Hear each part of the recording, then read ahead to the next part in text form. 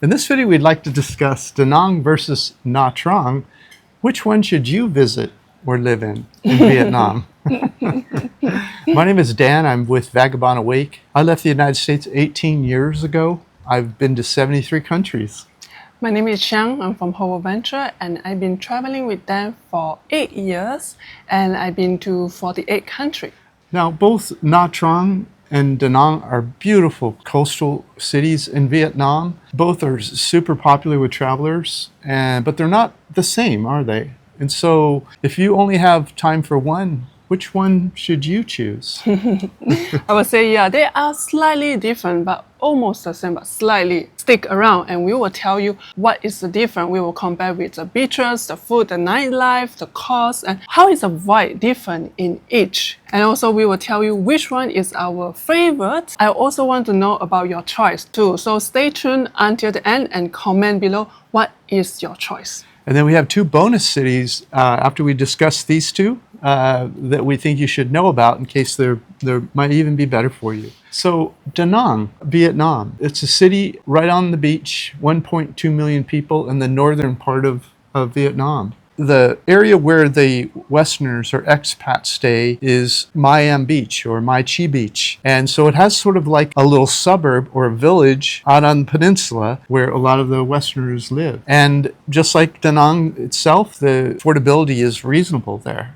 Yeah, and also I see a lot of digital nomad and retirees, but this time the retirees that I see, there are more couple retirees, and also they have more single woman retirees. That is a very, very big difference. It was noticeable, that difference. There's a Western nightlife in this little expat village, but there's also the Da Nang city, which is a vibrating Vietnamese nightlife. You know, nightclubs and all the stuff you'd expect in a city of that size. And so you kind of have two different cultures there you can bounce around between and depending on what it is you like. And they're not far apart. This suburb's only like a 20-minute grab ride or bus ride from the major part of the city. Now, I like to call Da Nang a soft landing. Not all of Da Nang, but this Western expat area of Da Nang. It has a lot of Western restaurants. It has, the nightlife is kind of geared towards more Western kind of old school music. So it has sort of its own separate nightlife. The soft landing basically means if you're new to living overseas, there's restaurants there, there's nightlife, there's a bunch of expats running around that you can get to know to find where to buy things, and you can integrate into the life there much more easily because of the soft landing aspect. However, Da Nang's a little cooler. It's up in the north. It's sort of rainy, and so the winters can be a little cold. Nha Trang's in the south. It's a smaller city, about 550,000 people. And the Vietnamese think of it as their vacation paradise, but it's also many international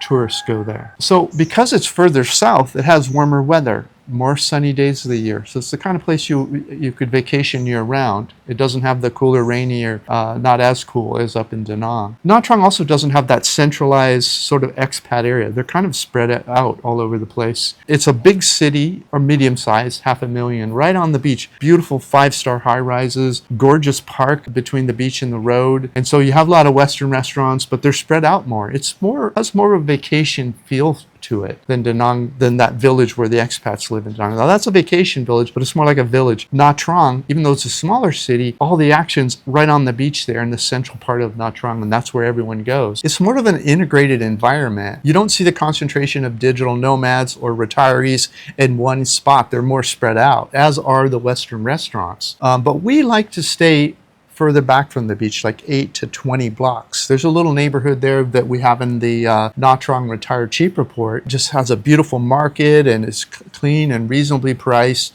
And so we're not right in the thick with all the tourists. And so if you're thinking of going there, make sure to look at that report, see where we stay. It's a whole different experience than being right in the mix with the tourists. So that's our introduction to the two.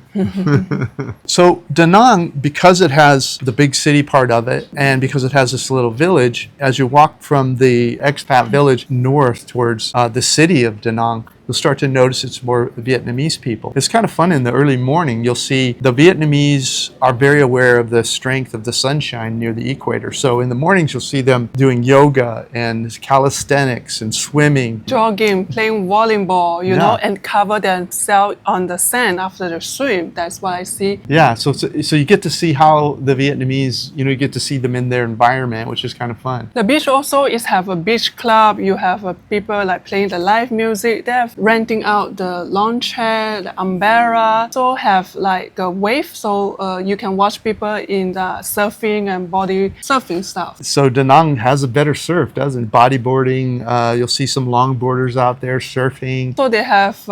Now we're talking about Da Nang. They also have the place for you to wash your feet before you go into the street. Yeah, wash the sand off your feet. Yeah. So the next one is Nha Trang beaches that we want to talk about. That the beaches over there is more calm, more clearing water because it have the islands blocking it. Yeah, so it's more of a chill beach vibe there in Nha Trang, better for vacationers that are not looking for heavy water sports. Yeah, so Nha Trang's perfect for just floating around with a coconut in your hand in the water, and it has that beautiful park between the beach where there's shade and grass, and the city's put up some nice machines there. You can do push-ups and pull-ups and this kind of thing. I would say that in the Nha Trang it's more easy to find the shade, Shade, yeah. Than the Da Nang. We always go there on the evening time, go for one coconut or beer, on the Nha Trang beach. They have the bean bag, they have more place for you just to sit. The next one is about things to do in these two places. First, I want to talk about Da Nang. Da Nang, you have the marble mountains, and you can go for a city tour. They have the Lady Buddha, the statues, also famous for people to go and see. And also the next one is a Ba Nang Hill, which is with a very famous hands holding the golden bridge, And Ba Nang Hill is like a amusement park. Yeah.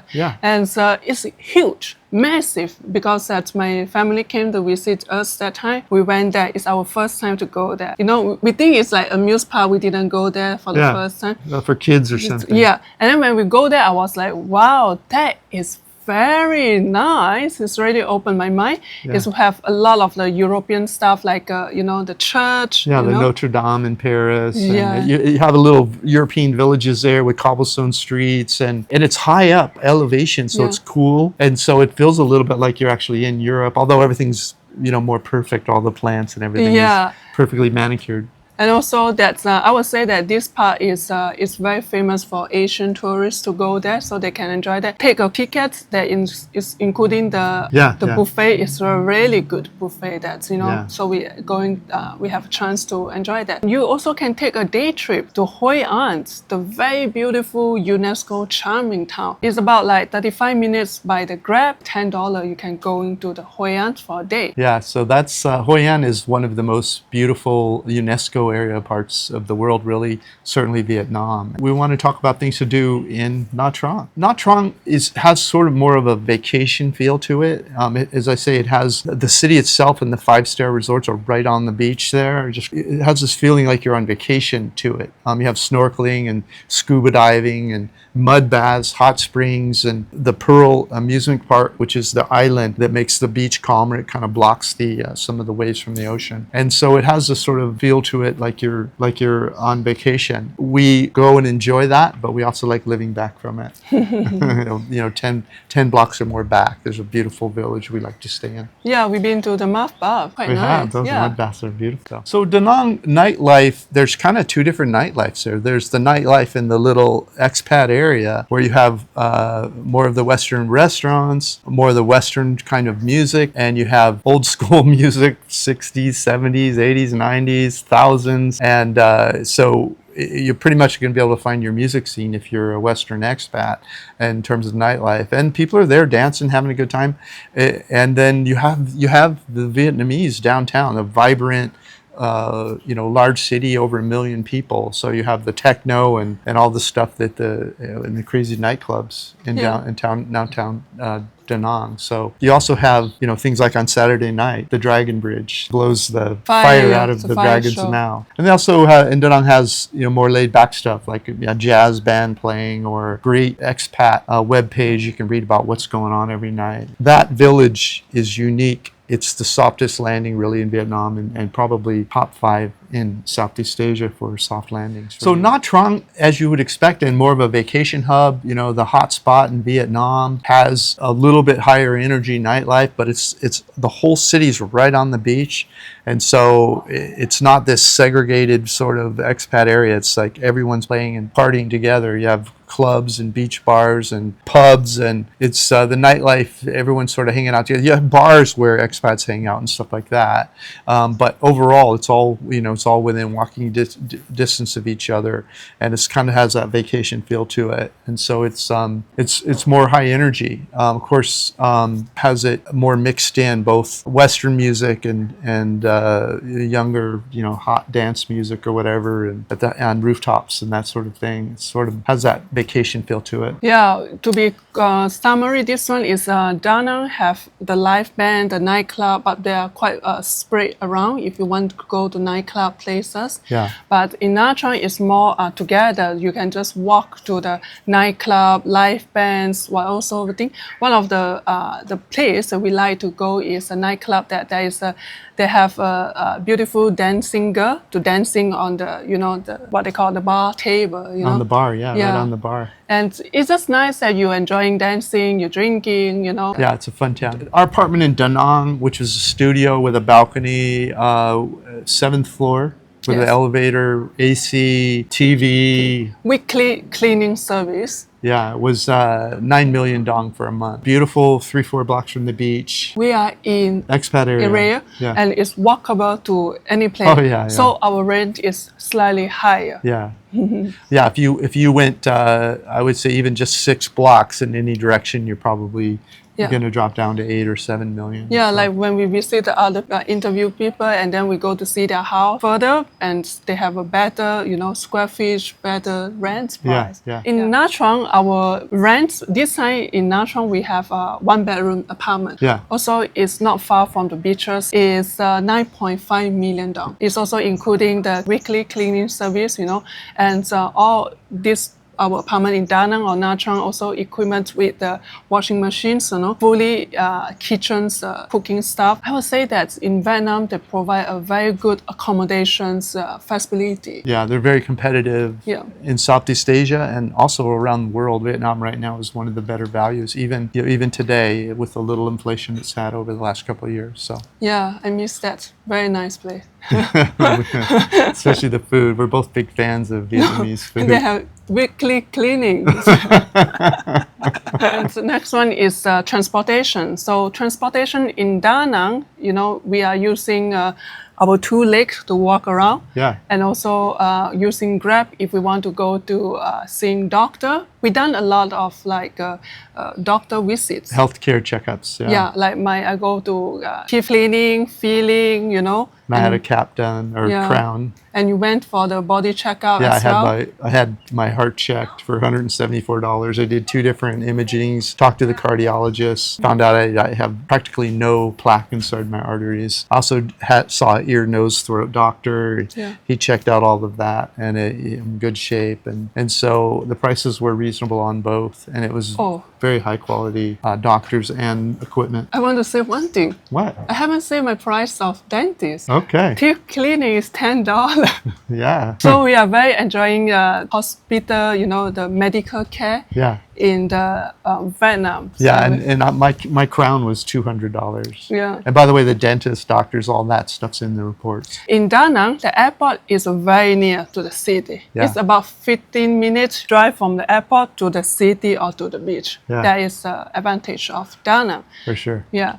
And Nha Trang, the airport is slightly further. It's about 40 minutes, away by the Grab. But when you're inside in the city center, you can walk around. Yeah, we only got in a Grab once in that month when we went to one of our friends' nightclub in the north part of Nha Trang, remember? Yeah. Because the morning market is just like 1-2 blocks than our house. And I go there every day after our gym. So gyms in Nha Trang, we're paying about 450,000 dong per person. And in Da Nang, we're paying 500,000 dong per person. All right, so who should go where?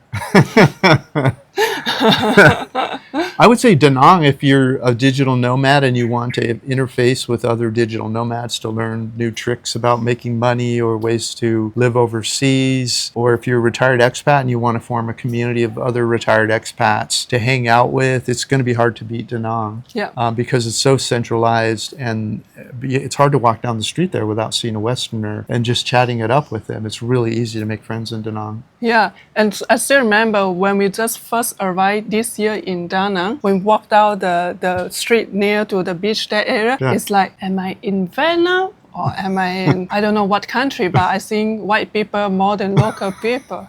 Yeah. There's a bar, it's a sport bar. There's a bunch of foreigner, Westerner, just drinking beer and watching sport over there. Yeah. And so you do have Da Nang, which is 1 million people. And, the expats in Da Nang are a very, very, very small percentage of the population there. So there's a whole Vietnamese culture there of people to meet and to get to know. And so it's not limiting in that way. It's just if you do want to find expats, you have that 𝗏𝐺 and Mai An beach area. It's a soft landing spot in the Vietnam. Right. So if you are the first timer, to go to Vietnam, or you are the first time to leaving your own country, want to doing the exploratory visit, and you want to choose Vietnam, and I would say Da Nang is your soft landing spot. Yeah, and if you're missing food from home, you're going to be able to eat a burger there, pasta, pizza, burritos, wine. It's all there, and it's expensive. The imported food is very expensive, but you will find it when you're jonesing for it. But I recommend that you also get to know the Vietnamese culture and foods, which are not. They're just right behind the expat area. They're all the restaurants we like to eat in. We also have Eats, the $1 Vietnamese food also, but it's not in the expat area. Yeah. It's all that's further in. Yeah, you just walk back. Maybe the expat area maybe goes for the first 6 to 8 blocks, would you say, away from the beach? Yeah. And after that, it's local food, local restaurants. Yeah. And so you have both worlds. It's a beautiful place because there's both worlds there for you. Who should go to Nha Trang? This is, for most people that are going there, they're going to be in the first 5 blocks because that's vacation central there. You have the, beautiful high-rise hotels, 5-star, beautiful restaurants, also some street food and stuff intermixed in there.